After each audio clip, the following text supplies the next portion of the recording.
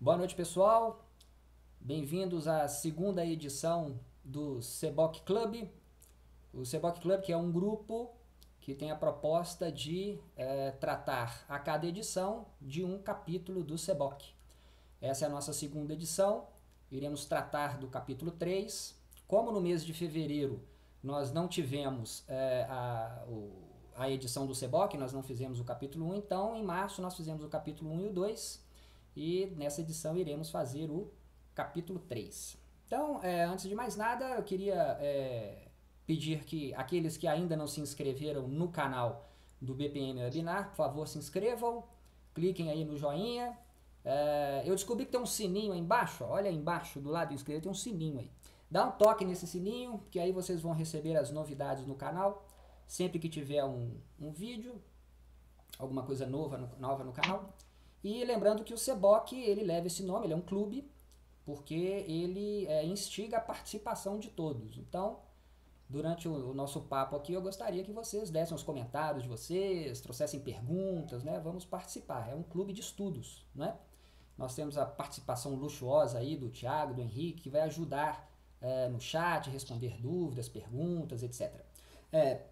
Eu sugiro também, nós temos um grupo no WhatsApp, é um grupo exclusivo para as pessoas que têm o interesse de se preparar para a prova de certificação. Então eu vou recomendar que vocês se inscrevam nesse grupo do WhatsApp. Estou colocando na tela aí o QR Code para vocês entrarem no grupo do WhatsApp. Quem não tem no celular o leitor do QR Code, está esperando o quê? Nesses dias de hoje, até hoje, não tem o leitor. De qualquer forma, mais tarde um pouquinho eu coloco o link para poder acessar o grupo do WhatsApp. Bom, eu gostaria de agradecer o apoio da BPMP Brasil, né, na pessoa do André Menelau, que apoiou esse evento. E o Seboc Clube é uma iniciativa da ABPMP Regional Minas. Então quero também agradecer e parabenizar o Henrique Demolinari pela iniciativa, o Thiago Carrusco, que ajuda na organização e na divulgação do Seboc Club. Queria também agradecer aos delegados, os membros da BPMP Regional Minas, em especial o Rondinelli Carvalho, que indicou a nossa convidada de hoje. Hoje nós temos aqui a presença luxuosa da Patrícia. Vocês estão vendo a Patrícia aí na tela. Boa noite, Patrícia. E vou deixar a Patrícia se apresentar. Boa noite, pessoal. Se apresentem aí, dê o seu boa noite a todos. Boa noite, pessoal. Tudo bem? Estava aqui ansiosa por esse momento. Doida querendo falar para vocês. Eba, é nóis. Bom, hoje nós vamos tratar do capítulo 3. Vou mostrar para vocês os tópicos do capítulo 3. É um capítulo importantíssimo do Seboc, tá aí. Nós temos aí então 11 tópicos no capítulo 3, que é o capítulo de modelagem de processos. Sendo que o último tópico, como todos sabem, que traz os conceitos chaves do capítulo, ele é um resumo do capítulo, não é? A cada fim de capítulo ele traz um resumo do que foi discutido no capítulo, né? Então esse capítulo fica aí de fora. E essa parte da introdução, o Seboc ele traz um parágrafozinho só, fazendo a introdução desse capítulo, onde ele ressalta a importância do conjunto de habilidades e técnicas, né, necessárias para poder fazer essa atividade da modelação, e menciona que a modelagem de processos, é uma atividade fundamental para o gerenciamento da organização. Então eu vou passar a bola para a Patrícia, para ela já falar do tópico 2, que é o modelagem de processos de negócio. E aí ela vai discorrer sobre os modelos, as notações e a abordagem prevista no Seboc. Patrícia, então, agora é com você. Beleza, vamos lá. Bom, primeiro eu queria voltar um pouquinho para falar sobre vocês, pela questão do conceito. A gente montou aqui um mapa mental, que é o resumo que está aparecendo aí para vocês. Vocês estão vendo aí o mapa? Espero que vocês consigam ler. Se vocês não tiverem conseguindo ler as letrinhas pequenininhas, pelo menos as azuis que estão nas bolas maiores, depois a gente pode disponibilizar esse mapa para vocês. É um resumo do capítulo 3, tem umas coisinhas de roxinho aí, meio que uma colinha, para poder facilitar a vida da gente na hora de pegar esse corpo de conhecimento do capítulo 3 e organizar na cabeça da gente para fazer uma boa prova. Ótimo. Qualquer coisa vocês escrevem aí no chat, ok? Se está dando para enxergar ou não, que a gente pode fazer algum mandrake para funcionar. Vamos lá. Ótimo. Bom, nessa bola de conceito aqui, a gente tem 3 itens aí. Eu queria falar um pouco sobre o prefácio. O prefácio dos capítulos do SEBOC são grandes surpresas para mim. Eu recomendo a vocês, quando vocês tiverem um tempo de poder sentar e fazer a leitura, que geralmente o prefácio não passa de 3 páginas, pegar ali um momento de relax e ler, porque ele é muito interessante, eles são muito interessantes, são muito ricos, e eles trazem exemplos e formas de tratar os conteúdos do SEBOC de uma forma bem interessante e bem instigante. Não necessariamente eles vão cair na prova nesse conteúdo, na verdade eles estão ali para ser um preâmbulo para o conhecimento, mas ele é muito rico, então eu estou colocando aqui o prefácio como algo que é muito interessante passar por todos. Não entendo que aquele texto antes do começo, que não tem importância, muito rico, muito legal. A introdução, Dash já falou aí, nós estamos no capítulo de modelagem, e a ideia, então, é a gente falar o que é modelagem. Modelagem é representar graficamente um processo na situação atual e ou na situação futura. A primeira frase que já tem aí cai na prova, porque eu te garanto para vocês que isso já passou na minha prova que eu fiz, tá? E o que é o objetivo? O objetivo é você modelar um processo para algum sentido. Então, esse capítulo traz isso, eu vivo falando isso com as pessoas.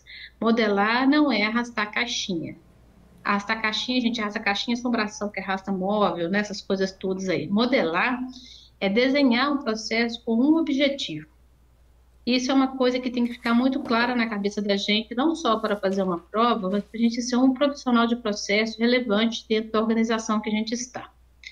E eu queria falar isso para vocês porque eu sou processeira desde que nasci, desde que saí da barriga da minha mãe, mas não existia BPMP e não existia essa profissão.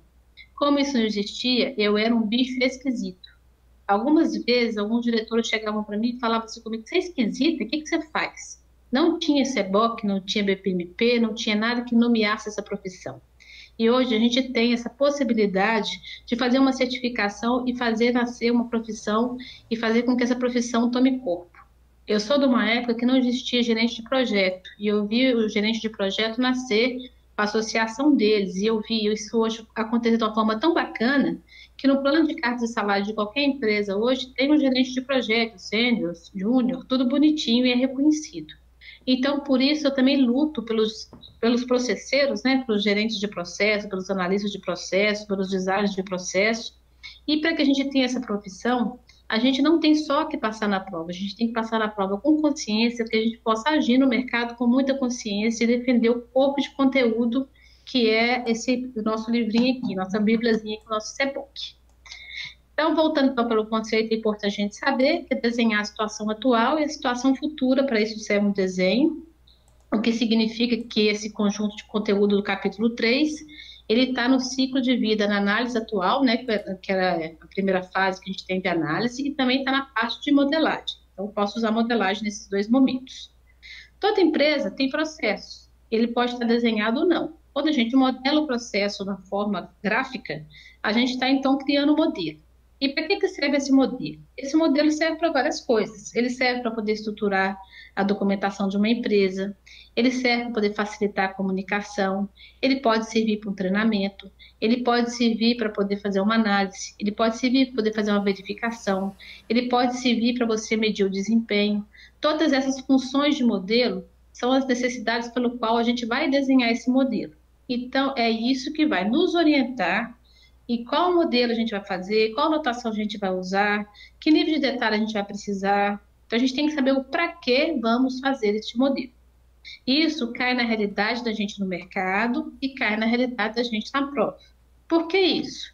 Às vezes eu quero desenhar um modelo para poder discutir ali com um colega ou com uma reunião, para a gente ver os principais passos desse modelo e ter uma discussão rápida. Então, eu posso fazer um modelo com menos detalhe. Quando eu estou fazendo um modelo com menos detalhe, eu estou fazendo um diagrama ali que não tem muitos detalhes.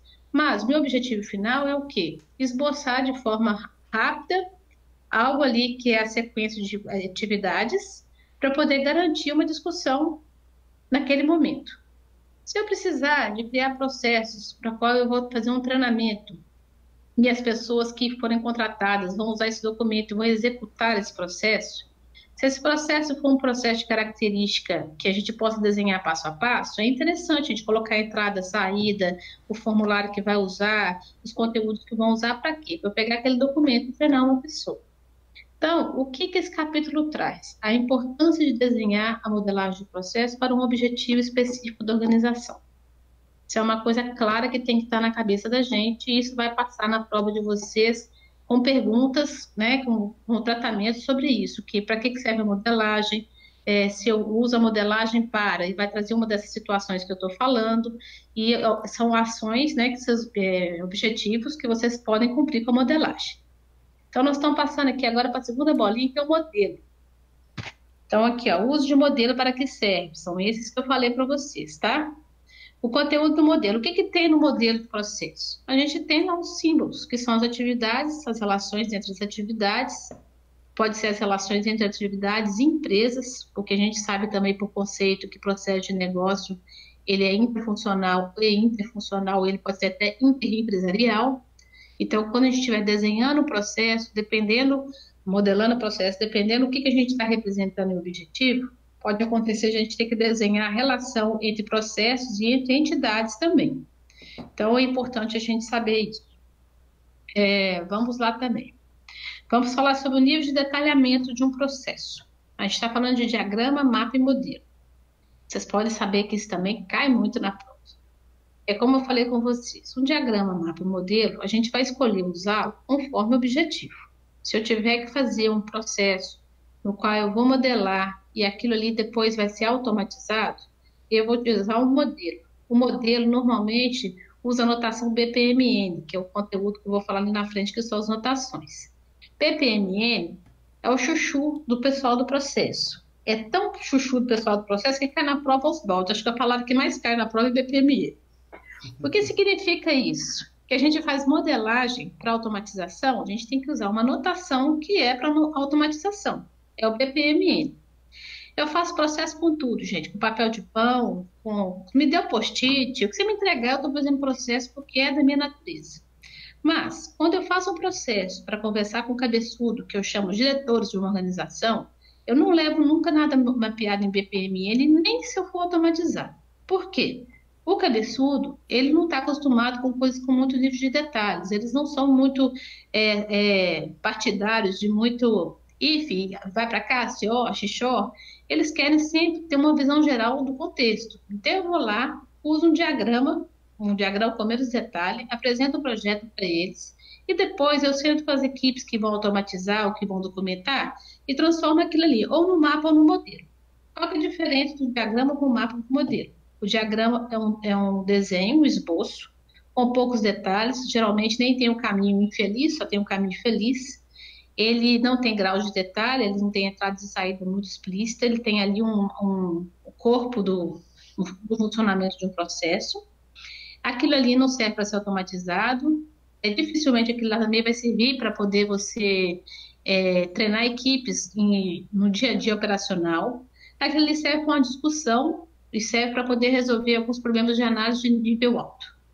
Aí eu penso assim, nossa, agora eu quero pegar esse modelo aqui, esse diagrama, e agora eu quero transformar ele em algo que eu possa usar, replicar, treinar pessoas, posso fazer uma análise mais profunda. Aí eu posso colocar entradas e saídas, posso colocar mais um requinte de informações, e aí eu faço um mapa de processo, que nada mais é que um diagrama com mais detalhes, que aí já tem caminhos felizes, caminhos infelizes, e outros possíveis caminhos para a gente ter uma discussão melhor, uma documentação para o processo. Se eventualmente eu quiser pegar aquilo ali e transformar numa modelagem para automação, eu vou ser obrigada a cair no modelo. O modelo vai ter todo o requinte de crueldade com automatização. Não sei se vocês já passaram, não tiveram oportunidade de automatizar, mas com as ferramentas que a gente tem hoje de modelagem de processo, que a maioria das pessoas fazem aí, que é baixar o Visage, o Bonita, o Visio, outras ferramentas que a gente tem disponível, vocês vão verificar que através do BPMN, que existem regras para poder desenhar. e que quando a gente desenha não respeita uma regra de uma caixinha, dos conectores, tudo bonitinho, conforme é necessário, o próprio sistema fala que tem um erro na modelagem. Aí eu falo para vocês assim, qual é o melhor, qual é o pior? Não existe o melhor ou pior. Vou voltar de novo no início do capítulo. O melhor é o que tem, que vai atender o objetivo da modelagem. Falo isso com vocês demais, porque no mercado deu uma onda muito grande de BPMN e tem muita gente desenhando processo, eu falo que até arrastando caixinha, cuja o princípio fim é desenhar o processo. E o capítulo 3 fala, não desenhe o processo por desenhar o processo, desenhe o processo para atingir algum objetivo organizacional. Então, por mais que seja fácil a gente baixar uma ferramenta de BPMN e que seja fácil a gente aprender uma notação feito BPM, né, BPMNE e desenhar, não significa que desenhar documentos em BPMN vão fazer com que a empresa tenha o ganho de um processo de negócio como a gente se propõe como corpo de conhecimento do SEBOC. Até aí, tá bem? Tá falando rápido, devagar, vocês dão um retorno aí, tá, gente? Eu acho que está indo muito bem. Só pediria que Hum, você descesse um pouquinho sua câmera, porque você em algum momento você deu uma descidinha. Ah, agora ficou bom. É isso aí, agora peguei. ficou bonito. Pode Então, continuar vamos à lá, vontade. gente. Então, vamos lá. O que que é interessante? No Seboc tem uma tabelinha aí, depois vocês podem pegar a caneta e ir rabiscando o Seboc, que o meu Seboc parece, ó, vou falar com vocês, tudo rabiscado, ó, tudo cheio de recadinho aqui o tempo inteiro. Aí no Seboc, vocês vão achar, dentro desse assunto que eu estou falando aí na página 85, uma tabela falando sobre as características de um diagrama de um mapa de um modelo. Vocês tendo na cabeça o que, que é um em relação ao outro, então você vai conseguir na prova se safar de uma situação do tipo, diagrama é aquilo que eu tenho de alto nível, com pouco detalhe, não tem uma notação específica, ele é feito para eu poder ter uma discussão de alto nível, não necessariamente eu vou conseguir utilizar aquilo ali é mais um efeito de uma discussão. Então, assim, ele consequentemente não pode ser automatizado. Então, ele é essa característica. O mapa é ele com mais detalhe, e o modelo é um modelo, um desenho que eu posso automatizar. É importante saber essas características aqui? É importante entender essas características mais do que sabê-las, porque isso cai na prova, sim, mas para vocês entenderem no dia a dia quando é que vocês vão usar uma coisa da outra. Volto a dizer de novo que a gente processeiro pode tirar de cavalinho da chuva de querer pegar um BPMN e querer convencer um diretor, um presidente, que a gente tem que fazer uma alteração na empresa dele. É muito difícil. A não ser quando o presidente ou o diretor é tão tecnólogo que tem essa fome de ver isso nesse nível de detalhe. Então, a gente é obrigado a conviver com essas notações. Essas notações são muito importantes. Elas são importantes para a gente, como processeiro, convencer, levar documentos que façam, de fato, o processo ser um ativo empresarial e que isso faça sentido para a organização. E vou até abrir um parênteses, que não é, como diz o outro, não cai na prova que eu estou falando, da versão 2 do SEBOC, a versão anterior, a notação BPMN, ou seja, vamos dizer, o modelo, era a ferramenta oficial. É como se não existisse as demais. E eles viram que não há possibilidade disso, que o mercado demanda conviver com esses tipos de diagramas todos. O que, que a gente acha aí? Achamos de tudo. Achamos que a gente vai falar na frente, fluxograma, PowerPoint, desenho, não importa, desde que o processo seja documentado com suas características de ponta a ponta e que ele resolva pelo objetivo pelo qual ele foi estabelecido, certo? Então vamos lá, tipos de modelo, a gente está falando de estático e dinâmico. Isso também cai na prova, às vezes picado, não com tanta quantidade, isso já caiu na prova. O modelo dinâmico é um modelo que você possa o quê? Você desenhar um processo e esse processo você pode fazer uma simulação. Ela pode ser uma simulação real ou ela pode ser uma simulação fictícia. Por exemplo, eu usei uma ferramenta chamada Toolset, que tinha ali uma anotação, ela é precursora do BPMN. Cada objeto daquele desenho é como o BPMN hoje. Cada objetinho do processo, eu podia colocar o tempo de processamento, a quantidade de pessoas, os recursos, eu podia colocar parâmetros ali. E ali, depois que eu montava o meu processo na anotação correta, eu dava um play ali e fazia algumas simulações para poder ver se eu achava algum gargalo, para poder ver se ia ter capacidade, se a capacidade estava ok. Então, isso eram simulações dinâmicas, um desenho dinâmico. Eu fazia isso antes, às vezes, de fazer a melhoria do processo para entender, inclusive, a situação atual e a gente vê o que estava precisando quando a gente mudar algum parâmetro no futuro. Essa simulação não era simulação ainda como o BPMS que você faz e simula um requinte de crueldade maior, não. Era uma simulação simples. Eu falo que era um estático dinâmico, mas que já dava uma percepção de como aquele processo iria se ele rodasse. Depois disso, quando eu estou falando isso de 10 anos atrás, com o BPMS hoje, com essas ferramentas de conotação, a gente consegue simular isso de uma forma mais interessante, com formas reais. Então, o que que é um modelo de processo dinâmico? É aquele que você consegue desenhar e fazer simulações sobre ele e consegue ver situações futuras sobre ele. O que que é um desenho estático? O desenho estático é o processinho que a gente desenhou, que a gente não vai simular nada sobre ele. O dinâmico, por sua vez, uma vez que você simulou e fotografou, ele vira estático. Tem algum mistério sobre isso? Se tiver, escreve aí pra gente que a gente volta nesse assunto, tá bom? Ótimo. Bom, componente de modelo. Componente de modelo, eu já falei com vocês, nada mais é do que a entrada e saídas as ligações entre eles. Lembrando que a gente liga processo a processo e esse processo pode estar ligado com outras entidades. E lembrando sempre que os componentes de modelos podem levar em consideração, que eu já falei, do processo ser interfuncional, intrafuncional, ou interorganizacional ou intraorganizacional. Porque a gente desenha processos ponta a ponta e a gente desenha o processo sempre pensando no cliente final da organização. Então, quando a gente está falando do processo final da organização, geralmente o processo está passando interfunções, né? Está passando as funções dos ciclos organizacionais. Se a gente estiver falando de uma cadeia de valor estendida, que eu estou falando entre o fornecedor, o intermediário, até eu chegar no meu cliente, eu estou falando entre organizações. Então, essas relações de componentes de modelo aí pode ter que levar em consideração essas entidades que estão fazendo a entrega de valor para o cliente. E falo 10 mil vezes, 50 mil vezes, processo foi feito para entregar valor para o cliente. Processo que não for desenhado, modelado para entregar valor para o cliente, é um processo que já nasceu para poder fazer coisa errada. Então, essa é outra coisa que vocês têm que colocar na cabeça, porque um capítulo vai juntando no outro, não basta desenhar por desenhar. A gente tem que desenhar algo que vai ajudar alguém a tomar a decisão da organização para entregar valor para o cliente. Certo? Certíssimo. Bora lá. Notações. Opa. Notações é uma viagem. Entramos no capítulo 3? É. Ah, tá bom. Deixa eu só apresentar para eles aqui. O capítulo 3, pessoal, ele é composto, então, ele fala das notações de modelagem de processo e o CBOC apresenta aí 7 notações distintas, né? Que a Patrícia vai apresentar e das características para vocês. Vai lá, Patrícia, com você.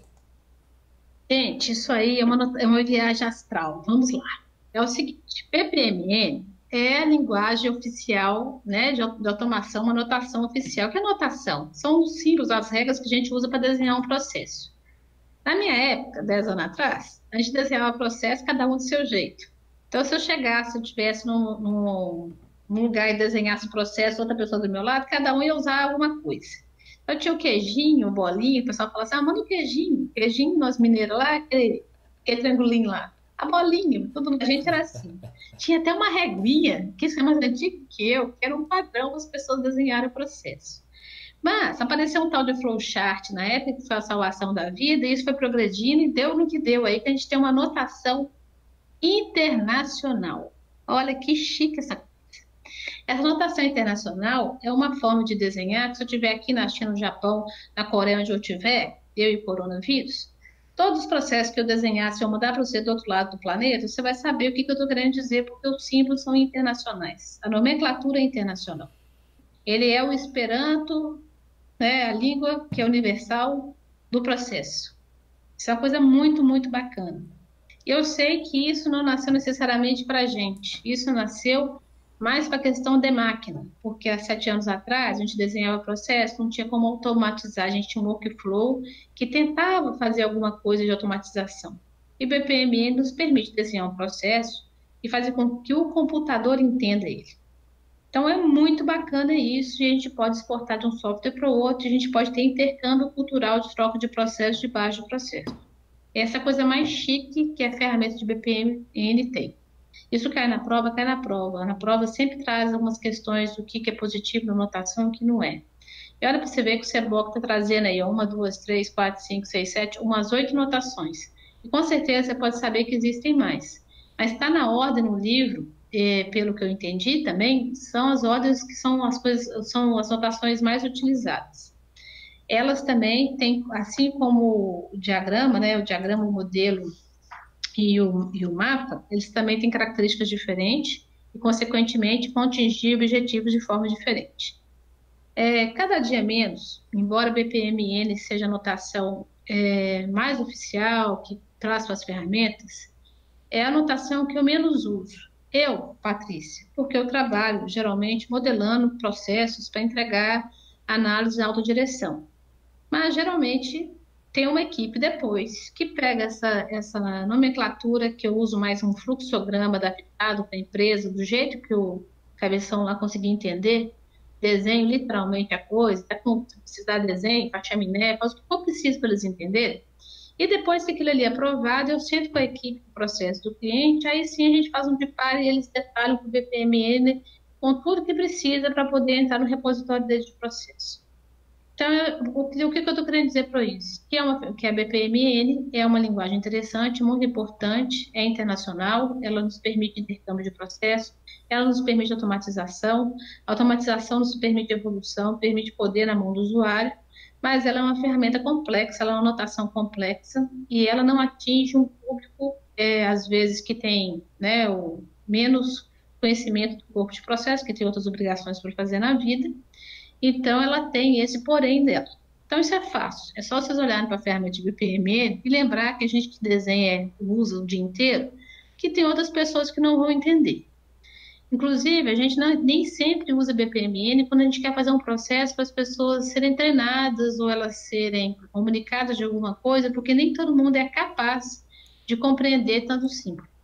Aí vem a segunda ferramenta, que é o fluxograma, que é um fluxo mais simplão, mais aberto, que tem menos regra, a gente tem menos elementos, então isso nos permite, às vezes, escrever um texto maior, porque o BPMN você escreve só, né, o processo que você está escrevendo ali, porque vai rodar na máquina, você vai fazer uma coisa menorzinha. No fluxograma você põe mais purpurina, mais cores, você faz ali um texto que eu falo que é texto para gente. É um texto que permite que a pessoa que vai ler aquilo lá vai ter um texto inteiro que ela não vai falar que ela não foi capaz de entender o que ela tinha que fazer. Não está só assim, enviar formulário, cadastrar isso. Então, logo assim, pegar o formulário na gaveta X, e pegar a assinatura do fulano. Então, tem uma história toda montada no fluxograma. O fluxograma é antigo pra caramba, mas qual que é o grande lance dele? Ele não vai servir nunca para ser automatizado, porque ele não tem muita padronização. Mas ele permite a gente ter uma linguagem mais focada nas pessoas. E isso nos permite uma facilidade de a gente conseguir envolver as pessoas quando a gente está fazendo um levantamento de processo, uma modelagem de processo, com pessoas que têm menos capacidade de entender a anotação BPMI. Ele facilita a vida da gente, conforme os públicos, que pode ser ou de falta de instrução demais, ou de excesso de instrução demais e que não consiga navegar no mundo do BPMI. Então, esse é a grande barato dele. Ele é mais democrático, por isso, e ele é mais fácil, ele é mais, como é que chama isso? Mais dinâmico, nesse sentido de flexibilidade de mexer com os elementos. Só que na hora que você vai falar de automatizar, você esquece que dificilmente você vai automatizar alguma coisa com fluxograma. Então, isso aí são os pontos fortes, os pontos fracos. EPC. Essa anotação foi a paixão da minha vida, o resto da vida, mais 6 meses. Esse EPC, ele foi um precursor do BPMN. É uma linguagem que nasceu de um professor na Alemanha, que eu vivo falando que os alemães vão fazer a Terceira Guerra Mundial, porque estão fazendo o SAP. O SAP foi baseado no EPC. O que é a ideia disso aí? É a ideia de fazer uma cadeia de valor baseada em eventos. Qual que é o próximo passo que eu vou dar no processo assim que o evento acabar?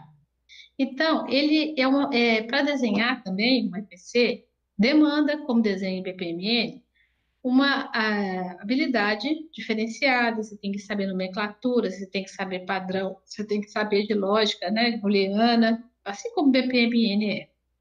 E ele estava atrelado à ferramenta do Ares, que é uma ferramenta cara, que muitas empresas ainda têm, só que pelo ser uma ferramenta cara, é menos democrática, então se hoje se encontra menos pessoas usando. Mas vamos dizer que esse aí foi o precursor do BPMS, depois da era do Workflow. Ele já permitia simulação, ele já tinha um motor que lia tudo isso. Então, cada elemento do EPC nada mais é que um elemento de classe de desenvolvimento de sistema e que faz esse trabalho todinho que o BPMN hoje faz. Lindo, maravilhoso. Você fala, mas e eu conheço? Porque BPMN eu conheço, fluxograma também eu conheço. Esse EPC, o que eu vou fazer? Assim como o EPC e os demais, que eu vou passar falando para vocês, vocês têm como processeiro que entender que existe. Entender que existe por quê? O CBOC é um corpo de conhecimento imenso. E ele, além de ser imenso, no sentido de muitos conteúdos, ele vai da estratégia ao BIT. Ele vai lá da estratégia da empresa até o BIPEL. Dificilmente um ser humano consegue fazer tudo isso. Então, eu queria falar com vocês para acalmá-los, no sentido que essa extensão, ela nos demanda equipe multidisciplinar. Dificilmente numa prova, como na vida, vocês vão conseguir fazer 100% de todas as áreas de conhecimento do CEPOC e ficar bonito na fita. O que a gente tem que fazer como processeiro? A gente tem que saber que as coisas existem, temos que tentar ir atrás de algumas para conhecer sim, porque é muito interessante, porque no dia que a gente deparar com uma situação que demande aquilo, que você encontra com aquilo, você não fique, tipo assim, nunca ouvi falar disso na minha vida. Então, assim, é dificílimo. Quando eu fiz a minha prova, eu fui super bem nos capítulos da vida, e quando chegou naquela prova do capítulo 9 lá, foi um horror, porque não é a minha praia. Dá para chorar? Dá. Eu chorar? Dá. Mas mais que chorar, a gente tem que conhecer e saber quem conhece aquilo que a gente não sabe e que não é a praia da gente. Não dá para levar essa pessoa para a prova, mas dá para levar essa pessoa para a vida. Então, o que eu faço? Eu tenho sempre associações com pessoas de automatização, pessoas que lidam com outras questões de processo que não é minha praia. A minha praia é parte mais de negócio, de desempenho, de modelagem. Aí, quando eu vou para uma questão mais técnica, eu tenho meus parceiros para isso. Então, vocês, processeiros, colegas de profissão, têm que entender isso, para a gente não ficar querendo que o cliente faça aquilo que a gente saiba. A gente tem que conhecer o que tem, para a gente saber se tem formas melhores de atender o objetivo da modelagem de processo de um cliente. E isso cai na prova nesse sentido. Ou seja, eu saber usar quais são as notações, o que é positivo e o que é o ponto fraco da ferramenta, da anotação, para quê? Para saber se o processeiro tem condições de argumentar que horas escolher com a anotação na hora de usar a modelagem. Certo? O ML é uma notação de processo também. Ele nasceu do pessoal da engenharia de software. Eu já tive que usar o ML, falo com os bonequinhos com os bracinhos assim por cima, que faz o caso de uso, que ajuda muito o pessoal de desenvolvimento a desenvolver olhar de classes de desenvolvimento de sistema.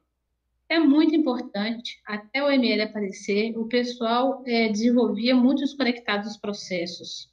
Essa foi a primeira tentativa feliz do pessoal de desenvolvimento de sistema se aproximar do mundo do processo, sair do mundo do bit, do byte, da funcionalidade e ir para o caso de uso. O caso de uso nada mais é que um processo de um usuário.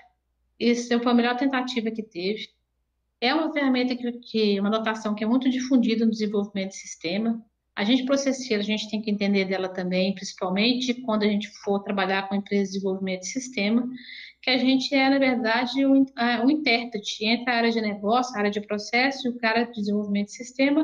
Então, a gente pode usar o ML para facilitar a vida e intercambiar.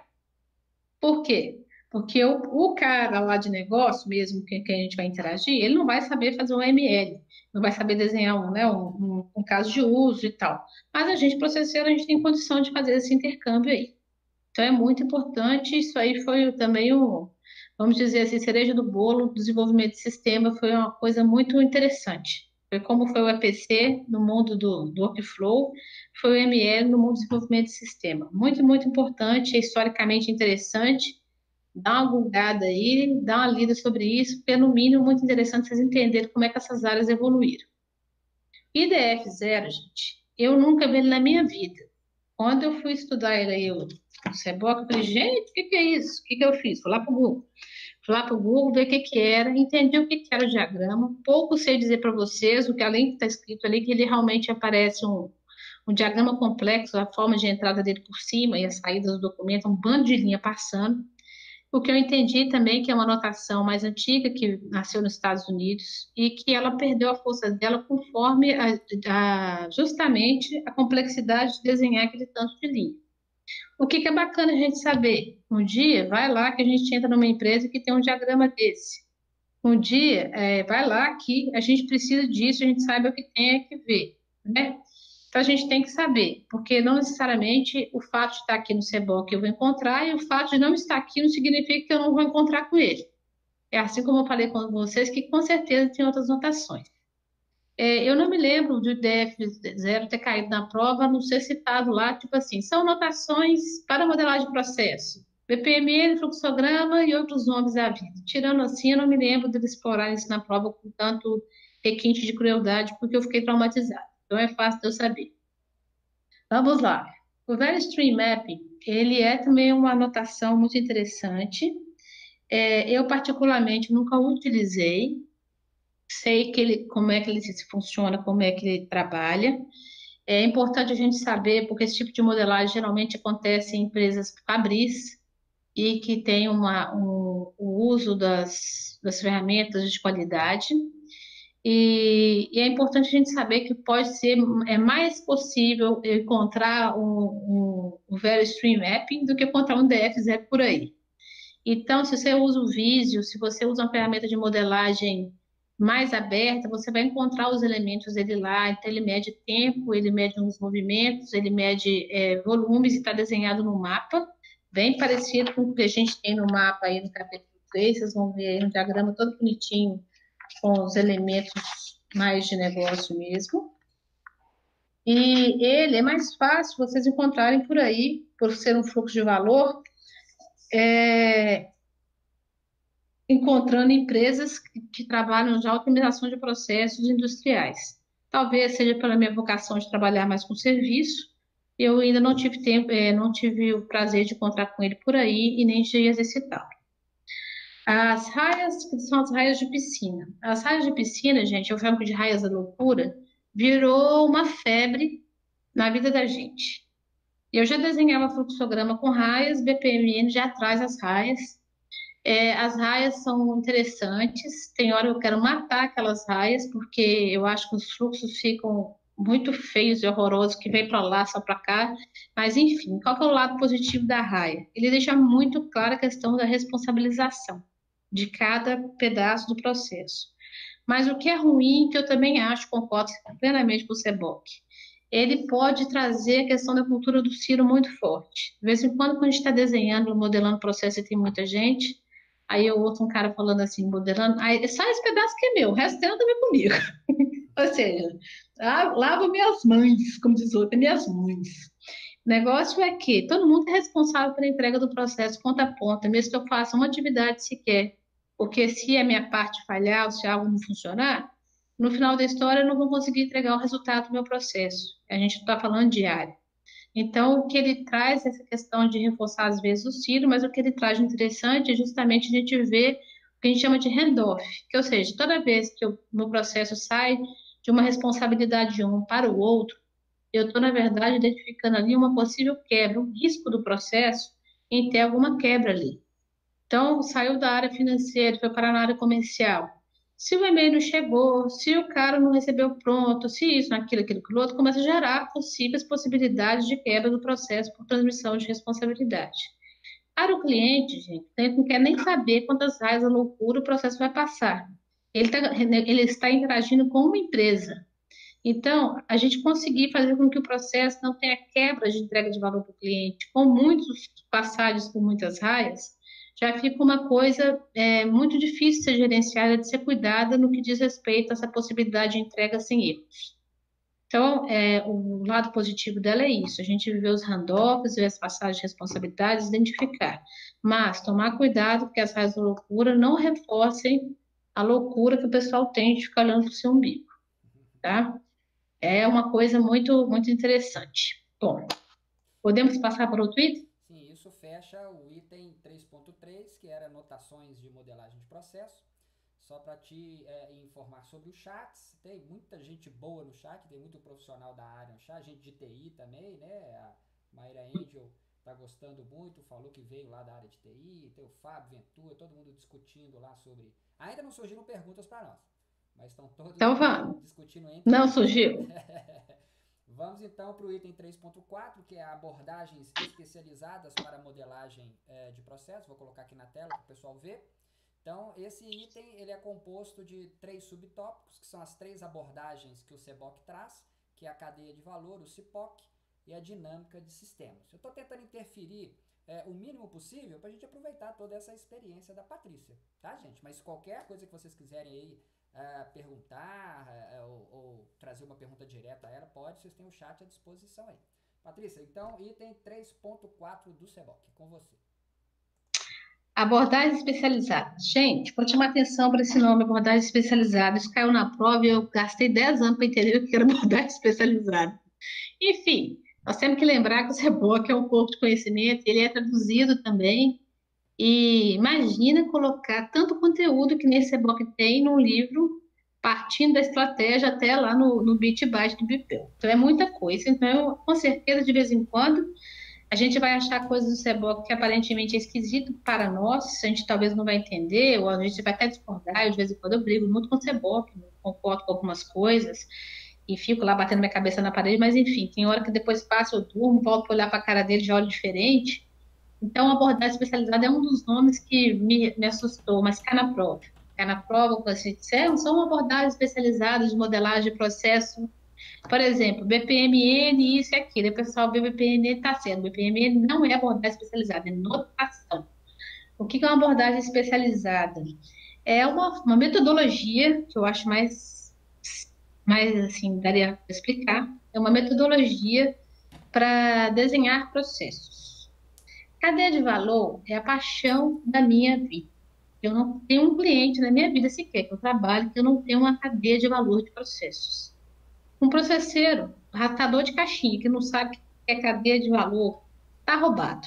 Não vai morrer na praia, nem morrer na prova, não vai morrer na vida. Precisa de saber o que é cadeia de valor.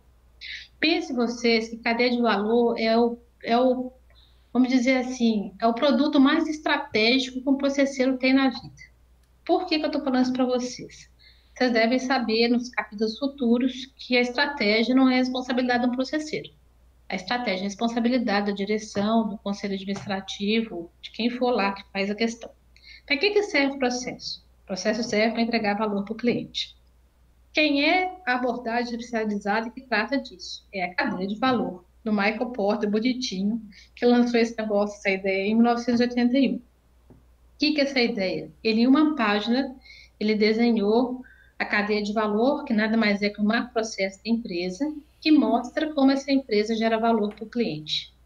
Na abordagem dele, ele estava falando que quanto mais valor para o cliente você reproduzir, consequentemente, mais valor e margem você vai ter na sua organização.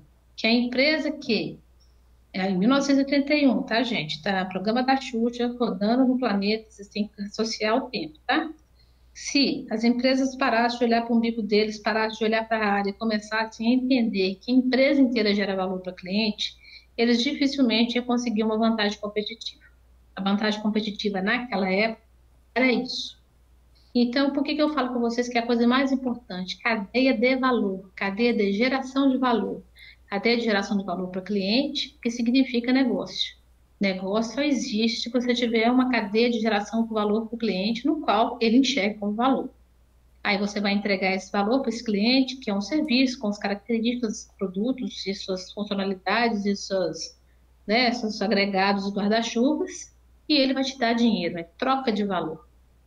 Então, o processeiro tem que saber muito bem o que é uma cadeia de valor e tem que saber desenhar uma cadeia de valor. Dificilmente eu começo uma abordagem dentro da organização, depois a gente vai falar sobre isso, para desenhar uma modelagem sem eu passar pela cadeia de valor da organização.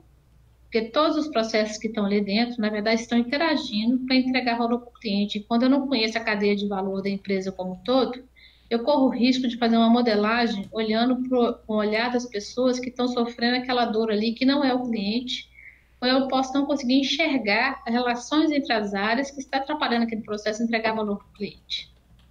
Cadeia de valor é uma página, é uma abstração do negócio, vale a pena estudar isso à parte, vale a pena pegar literatura disso à parte, vale a pena depois, como diz o outro, tentar fazer a cadeia de valor da empresa que você trabalha, para você conseguir compreender.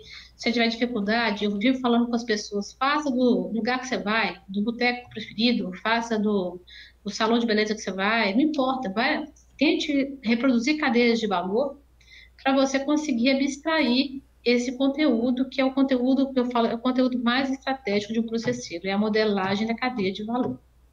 Lembrando que isso se chama abordagem especializada, então significa que é um conceito maior que a gente tem que tomar cuidado na hora que a gente vai fazendo a modelagem. O CIPOC. O CIPOC, gente, ele é mais antigo que a cadeia de valor, ele nasceu com o pessoal da qualidade total, vamos dizer assim. Eu, Patrícia Gomes França, nunca tive felicidade com o CIPOC, mas eu vejo ele espalhado para muitos lugares. Talvez tenha sido o momento da minha vida, as abordagens e as empresas que eu entrei. Não tem problema. Mas qual que é a ideia dessa abordagem especializada? Também colocar em uma folha todas as entradas, que a gente chama lá de supplies fornecedores, as entradas, S de fornecedor, I de input, P de processo, O de output e C de clientes. Ele põe numa página só, como se fosse um zoom de um processo com essas características.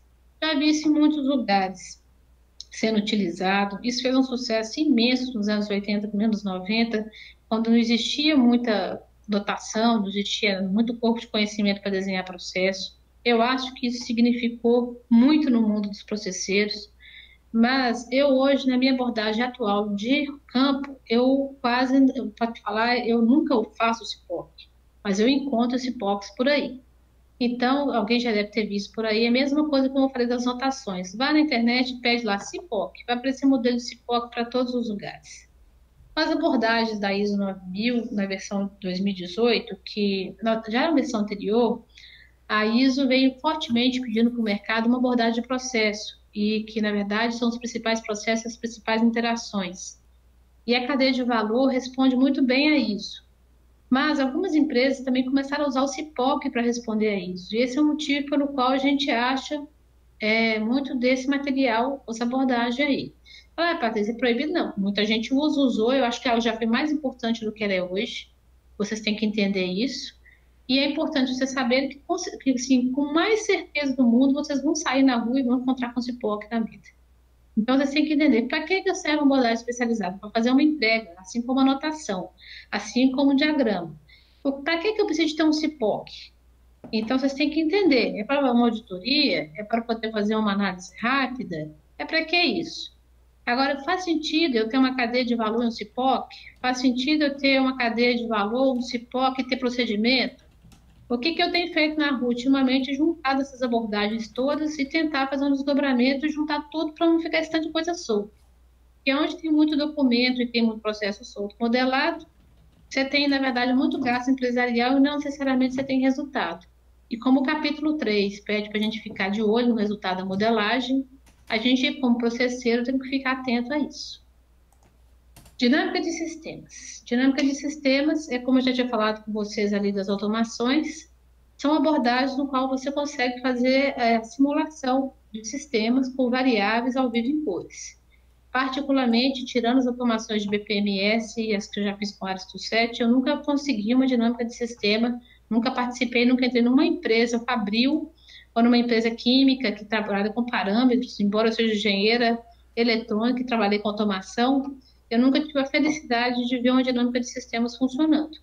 tá? Mas lá no livro do Seboc, ele tem uma referência interessante, que é um site, vocês podem entrar lá, nesse site, e verificar um pouco mais sobre isso. O que acontece dentro da modelagem, que nesse capítulo não traz também?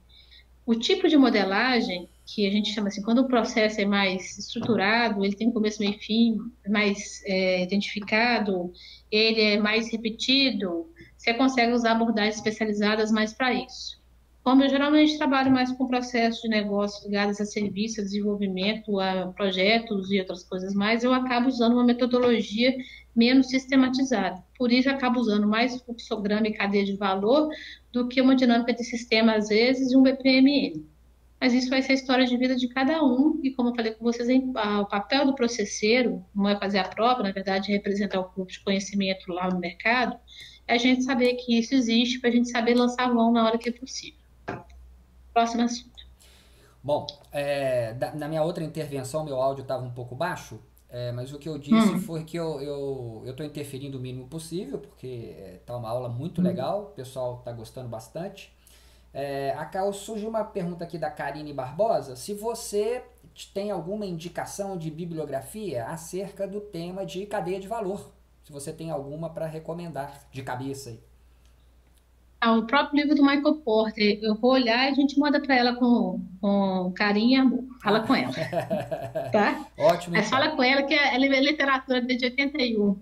Tá É bom. importantíssimo e recomendo a qualquer um na vida entender o que é uma cadeia de valor. Ah, sim, claro. Tá, nós vamos disponibilizar então essa bibliografia assim que você passar pra gente, a gente põe lá nos grupos, que aí o pessoal toma Tá. ciência. Bom, o próximo tópico do CEBOC é o tópico 3.5, é o tópico que trata de participantes da modelagem.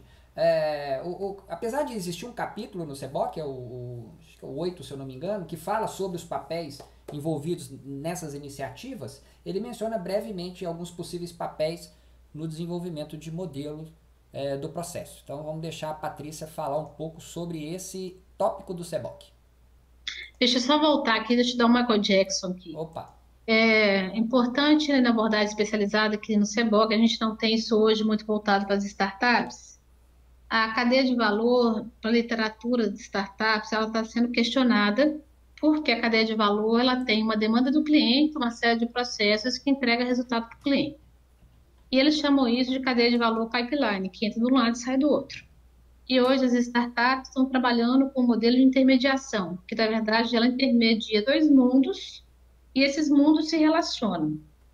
Então, eu estou chamada de cadeira de valor aranha, porque eu adaptei o Michael Porter para o mundo das startups, que é continuar tendo uma cadeia de valor. Eu não acho que ela não é cadeia de valor, só que ao invés de ser pipeline, ou seja, ao invés de um cliente pedir e sair do outro lado, eu desenho ela no formato de rede, que é uma forma que eu consegui encontrar para traduzir numa folha para os cabeçudos das startups a geração de valor dele em uma página. Então, eu passo para ela também um livro sobre isso, que nesse livro é criticada a cadeia de valor do Michael Porter, mas a gente consegue fazer as abstrações necessárias para o mundo atual das startups, tá bom? Então, Legal. vamos lá para os participantes. Vamos lá. Realmente tem um capítulo sobre isso. É muito importante a gente ter na cabeça os papéis dos processeiros. Pensa vocês que eu falo que eu sou a própria contradição. Pensa bem, eu amo processo, mas eu gosto de desenhar o processo, não necessariamente eu gosto de seguir o processo. Então, eu sou uma designer de processo, eu não sou um participante do processo. Quanto mais desafio tiver para desenhar um processo esquisito, que nunca aconteceu, que nunca repetiu, mais eu gosto. É meu perfil. Então, tem o cara lá que é o dono do processo. O dono do processo cai na prova um monte, tá, gente? A responsabilidade do dono do processo, ele é responsável pela modelagem do processo. Aí você fala, ele que senta e desenha. Não é ele que senta e desenha. Ele é responsável para que aquela modelagem faça a entrega nos desempenhos necessários. Então, ele é o cara que tem que acionar a modelagem, ele é o cara que tem que aprovar a modelagem, ele é o cara que tem que envolver quem tiver que envolver para participar da modelagem. Jamais processeiros desenhem processos pelos outros. Isso é uma falta de respeito empresarial e humano que possa ter. Eu custei a entender isso na vida. Eu achava que quando eu era mais nova, que era desenhar o processo, entregar para a pessoa executava. Isso não acontece. As pessoas têm que ser envolvidas no processo de modelagem, elas têm que participar. Quem conhece o processo no dia a dia não é quem arrasta a caixinha, é quem necessariamente está lá no dia a dia. Então, a modelagem, ela geralmente é multidisciplinar. E outra coisa, não desenhe o processo, você modelador, que sabe desenhar, com uma pessoa da equipe, e o fato daquele pessoa da equipe ter feito aquilo, vocês acharam que aquele processo está aprovado. A norma fala, desenhar processo não é institucionalizar processo. A gente, para institucionalizar um processo de organização, a gente tem que desenhar com a equipe certa, com aval do dono do processo, que por sua vez está atrelado à estratégia da organização, e esse cara vai aprovar o processo. Ele, são um dos papéis que cai na prova. O dono do processo é responsável pela modelagem do processo e pela entrega do desempenho do resultado dele. Então, põe isso na cabeça. Ele não precisa de estar lá sentado arrastando caixinha, mas é ele que vai colocar as pessoas, os recursos, e é ele que tem que aprovar aquela modelagem, tá? Então, é ele. Bom, a gente tem nomenclaturas diferentes para isso aí, são os analistas de processo, que são os caras que conduzem a modelagem junto, que desenha, eu também de vez em quando sou analista dessa história. Às vezes a gente tem um especialista, que é um cara que participa da modelagem, ele é especialista no assunto, ele não sabe nem arrastar caixinha, nem é o dono do processo, mas ele conhece o assunto, ele vai lá ajudar. A gente chama todo mundo possível e imaginável que participa, os atores do processo, que venham participar da modelagem, porque ali a gente começa a pegar muitos handoffs, muitas passagens de responsabilidade, aquelas coisas, eu mando isso para você, mas para quê? Eu nunca precisei, para que você está fazendo isso? A gente começa a pegar essas coisas que a gente acha que não existe, mas existe horrores, o tal de mandar planilha, papel, tudo, tanto de coisa que a gente nem imagina que possa existir até hoje, mas o pessoal faz isso. E a gente, de vez em quando, tem papéis especiais. Às vezes tem dono de empresa que quer participar é muito pouco, às vezes tem arquitetos, pessoal de TI. Sempre que o Seboc, ele é muito feliz nisso, mas eu gosto de dizer uma coisa para vocês. O Seboc fala para a gente tomar cuidado para desenhar o processo pela tecnologia. Eu sou extremamente a favor disso. Eu acho que a tecnologia não manda no processo. Quem manda no desenho do processo é o cliente e a estratégia. Mas é muito importante para a gente, processeiro modelador, entender o que uma ferramenta de processo pode fazer para uma melhoria e para um desenho. Porque quando a gente desconhece aquilo que a gente pode fazer, a gente não consegue propor possíveis alternativas para a modelagem de processo entregar um desempenho melhor. Todo processeiro, mesmo não sendo tecnólogo, tem aí que fazer um curso, ver uma ferramenta de BPMS funcionar, preferentemente fazer um simulado, ver como é que funciona, para colocar a tecnologia a favor do processo. Evidentemente, se a empresa tiver orçamento, se a empresa quiser, tal, mas sem esse conhecimento, você não vai conseguir ser um processeiro propositivo, você vai ser um processeiro arrastador de caixinha. Então, é importante isso. E é importante, quando você estiver desenhando o processo, principalmente se tiver a possibilidade de automação, que o pessoal de TI já participe, os analistas de negócio de TI já participem, porque eles vão ajudar a gente ter soluções melhores e mais inteligentes para os processos. Então é isso, é multidisciplinar, um só arrastando caixinha de madrugada, esquece que isso não é modelagem, isso aí é literalmente arrastação de caixinha. Modelagem de processo pressupõe equipe, pressupõe patrocínio do dono do processo e autorização dele. Certo? Legal. Bom, a gente vai aqui então para o próximo item, que é o item níveis do processo, né? O livro, o Seboc, ele deixa claro que os processos eles podem ser modelados, Patrícia, a partir de várias perspectivas, de acordo com a necessidade da organização e do que se pretende alcançar. Você até falou um pouquinho disso antes, né? Mas sim, menciona aí o que é que o Seboc trata desse tópico. Então, o Seboc fala que a gente pode ser, né, helicóptero, subir, descer e subir. Ele fala da questão dessa abordagem de desdobramento. Minha vida é desdobrar processo. Eu trato a cadeia de valor, que é aquele item que está lá embaixo da abordagem especializada, como meu nível zero. Geralmente eu tenho um mapa em seguida, que é meu mapa de abrangência, que eu tenho uma explosão macro de cada caixa da cadeia de valor. E em seguida eu abro os fluxogramas conforme a necessidade da organização. Essa é a minha metodologia de trabalhar. Eu tenho velocidade para isso. Eu consigo fazer isso numa velocidade que eu consiga atender as necessidades da organização. A gente tem que tomar cuidado porque quais são as duas que o Seboc trata? De cima para baixo, você tem esse alinhamento estratégico, que é o que eu faço, que gosto, que curto e que eu acho que faz todo sentido também na vida. Demora um pouco mais, demanda de uma visão sistêmica muito maior, é uma abordagem bem de negócio muito forte, e isso demanda uma equipe especializada. A abordagem bottom-up, você consegue lá embaixo fazer o desenho daquele processo que está com a ferida necessária para ser tratada, automatizada, que está com a demanda de ser desenhada. Então, você tem maior velocidade para isso. Mas você corre o risco de perder o alinhamento estratégico para cima. Então, os dois têm um lado positivo na vida, como diz o outro, tirando o risco de vinil, lado A e lado B. Então, é importante, de novo, a gente entender o objetivo da modelagem para a gente saber qual a abordagem. Eu, particularmente, preferencialmente, top-down sempre é a minha escolha. Mesmo que, às vezes, eu vou fazer um processo lá embaixo, eu pelo menos faço a cadeia de valor, identifico qual a explosão para poder ir lá embaixo averiguar aquele processo que está necessitando da modelagem. É a forma que eu tenho de garantir que eu estou conectando ele a todos os pontos da organização necessários para entregar valor. Então, o que o CBOC diz para a gente é: podemos fazer as abordagens tomando cuidado e a devida necessidade. Certo? Ok, esse tópico? Sim? Ah, ótimo. Bom, a gente passa Ó, então para não. abordagens de modelagem, né? Vamos lá agora para a prototipação. Ah, tá bom. A gente estava em abordagem na modelagem, agora é modelagem por Isso, prototipação. Que seria uma. prototipação. Então, é uma coisa interessante, só para mencionar aqui, deixa eu colocar nós dois. Faz tempo que não aparece nós dois juntos aqui. Deixa eu colocar. Pronto. Vale. Desce sua câmera um pouco. Aí, agora ficou bom. Só para aparecer, Ela senão anda aqui. vão dizer que nós dois não ficamos juntos hora nenhuma, né? Essa modelagem de prototipação, ela meio que apresenta, então, sei lá, é uma espécie de produção de versão inicial do estado futuro de um processo para fazer alguns experimentos, né? Mas isso é muito distante de uma simulação, não é verdade? Também Eu acho. acho que é bastante Sim, distante. Uma coisa é prototipação, outra coisa é você simular o processo. São coisas bastante distintas, né? isso. Vou deixar com Aí você. eu coloquei, são ciclos iterativos. O que que acontece? Hoje, graças a Deus, nós estamos numa modernidade aí de prototipar. A primeira coisa que você faz na vida é prototipar. Eu acho isso lindo e maravilhoso. Então, eu acho que isso no CBOC futuro, eu acho que vai vir explodindo. O que que é isso?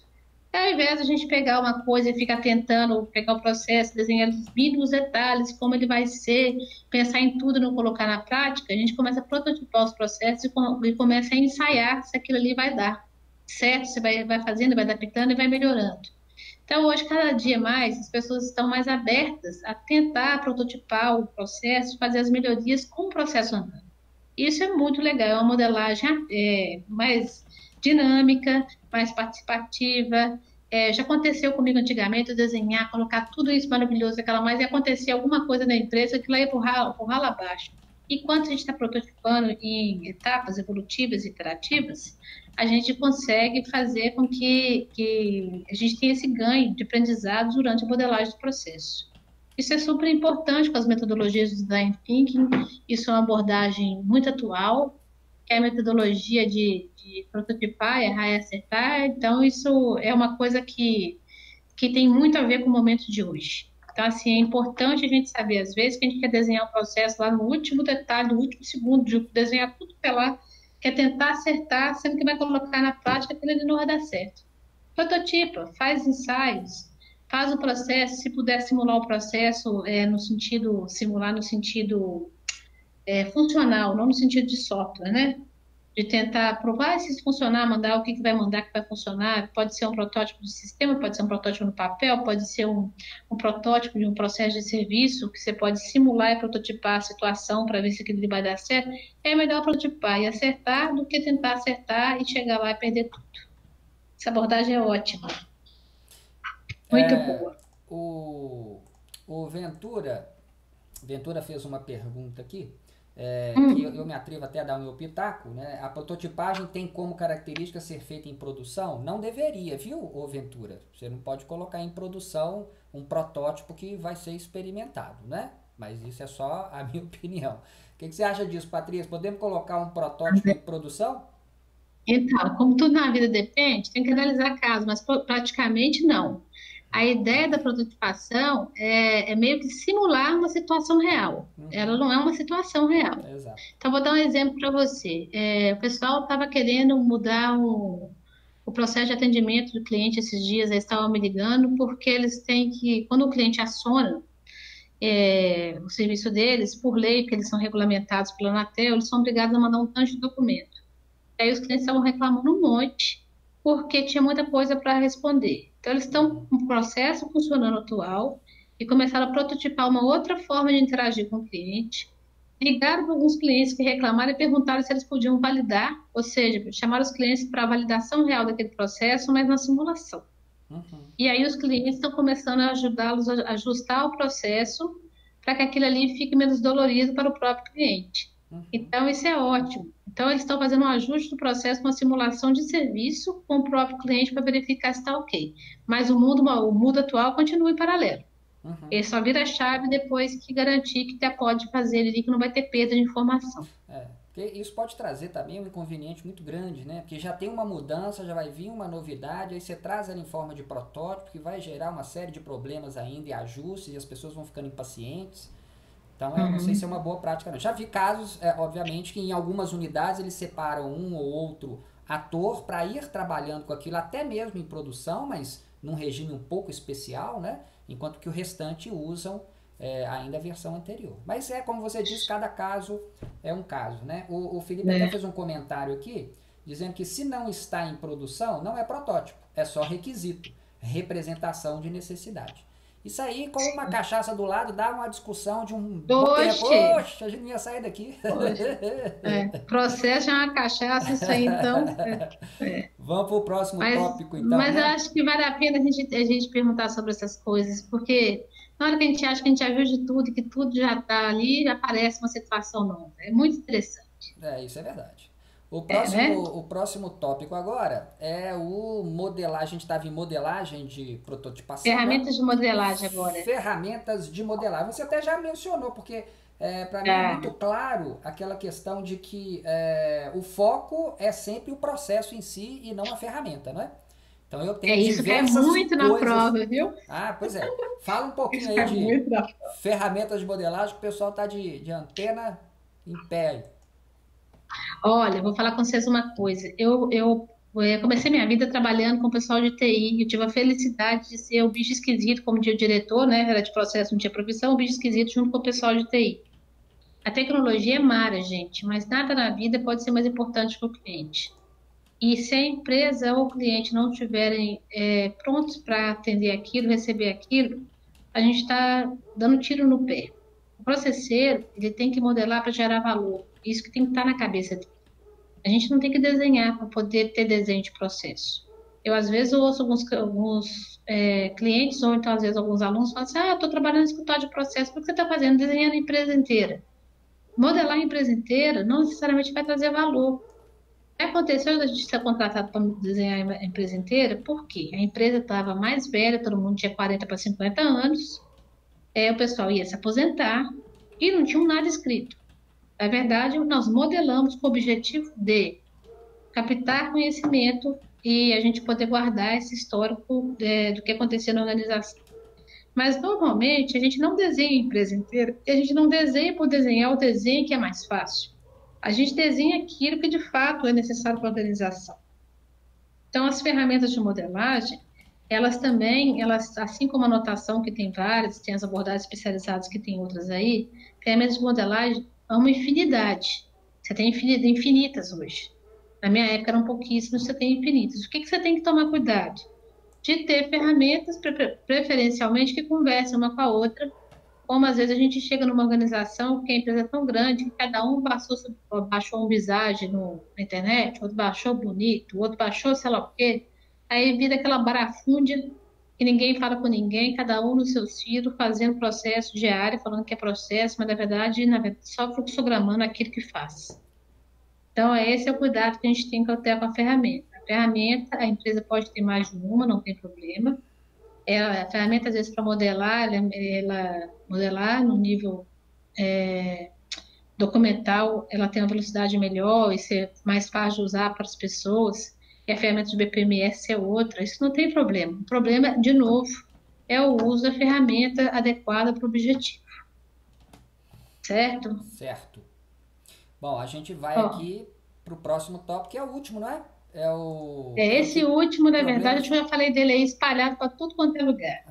A gente. Problemas com a modelagem. Não Isso. envolver as pessoas corretas, não pegar autorização para fazer a modelagem com o dono do processo. A modelagem não ser aprovada por ele.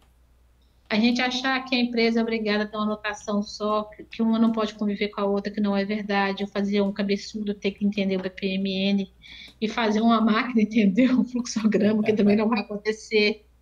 A gente não entendeu os conceitos, os objetivos reais para qual documento, para qual a modelagem está sendo proposta, e a gente querer entregar uma outra coisa, usar ferramentas inadequadas, colocar notação na mão de quem não vai entender, achar que aquilo está desenhado e o outro de lá vai entender, que a modelagem ela tem a questão da coerência dela, ela tem que ser entendida para quem vai ser usada. Se é a máquina que vai ser usada, ela tem que entender. Se é a gente que vai ser usada, tem que saber toda a capacidade dessa pessoa em ler um modelo, uma modelagem de processo, um português adequado, os símbolos adequados, a nomenclatura adequada. Então, esse tudo vem sendo trazido aí nesse problemas da modelagem de processo e que a gente tem que tomar cuidado. A abordagem correta, se a gente vai usar top-down ou bottom-up, e qual notação escolher e por quê.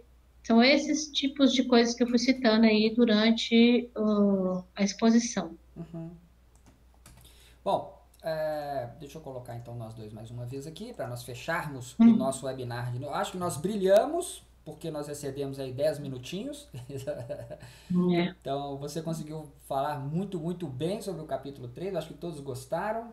Quando a gente percebe que as perguntas são poucas, é porque está todo mundo de orelha em pé, escutando atentamente. Surgiram diversos comentários interessantes. Foi uma conversa, uma discussão que eles fizeram entre eles, foi muito legal. Vou relembrar então o grupo, esse grupo exclusivo Preparação CBPP, que é um grupo que está sempre discutindo sobre o tema com o objetivo focado na prova. Nós vamos colocar lá então o mapa mental que a Patrícia deixou pra gente, vamos disponibilizar isso lá. E talvez perguntas que às vezes surgem depois, ou vocês que vão rever esse webinar gravado, vocês podem ter alguma outra pergunta a fazer, podem jogar as perguntas lá no grupo, que a gente responde, a gente puxa a Patrícia se precisar, né, Patrícia? Com certeza, estou super às Ah, ordens. que ótimo. Então eu Quero queria... vários colegas de profissão. Ah, que bom. E o que mais? Temos... Muitos. Olha, tem um grupo do É, Telegram, que depois nós vamos colocar é. aqui, vamos conversar com o Henrique, o Thiago, se eles acham uma ideia boa, né? Que já são profissionais BPM, já temos lá quase 500 pessoas no grupo e a discussão lá ferve sobre temas sempre interessantes de BPM. Então, queria te agradecer, Patrícia, mais uma vez pela participação. Muito obrigado. Em nome da Obrigada a BPMP vocês. Regional de Minas, eu te agradeço. Agradeço a todos os participantes também do chat. Vou deixar a palavra com você para você se despedir de todo mundo. Gente, muito obrigada. Vai lá fazer a prova, vira profissional de processo. Eu falo que sou processeira, ó, sou mesmo, de alma. Isso é uma habilidade que é difícil. Se vocês forem parar para pensar, hoje a gente tem curso de pós-graduação, tem MBA, tá? Mas antigamente não tinha. Mas um processeiro, ele tem uma habilidade organizacional, ele tem uma habilidade sistêmica, ele tem uma habilidade de enxergar lógica, que é o que vai ser a diferença da gente aqui no mundo, né, para frente. Porque a gente precisa de pessoas críticas e analíticas, e as ferramentas de processo, junto com as habilidades de um processeiro, vão ajudar com que a gente tenha situações melhores. A gente tem que estudar muito, a gente tem que ficar atento às abordagens voltadas para o cliente. Cada dia mais a gente está voltado, centrado para o cliente, a gente tem que ficar focado nisso. Então, eu estou agradecendo muito de estar aqui com vocês. Se vocês quiserem interagir depois, tirar dúvida, pode avisar para a turma aí, que a turma agiliza. E nós estamos aí para tudo. Vamos embora fazer essa Ótimo. profissão decolar para sempre. Ótimo, é isso. É trazer o BPM para a roda de conversa. É, isso aí. Gente, então, ó, obrigado a todo mundo, a todos que participaram pelo chat. Lembrando que esse webinar fica gravado, né? Então vocês podem voltar ao canal sempre que quiserem e ele fica disponível para vocês, tá? Então a gente vai se ver só na próxima edição do Seboc Club, que deve acontecer na última quinta-feira do próximo mês, trazendo o capítulo 4 do Seboc. Então um abraço a todos e boa noite. Bye, bye. Até mais, Até gente. mais.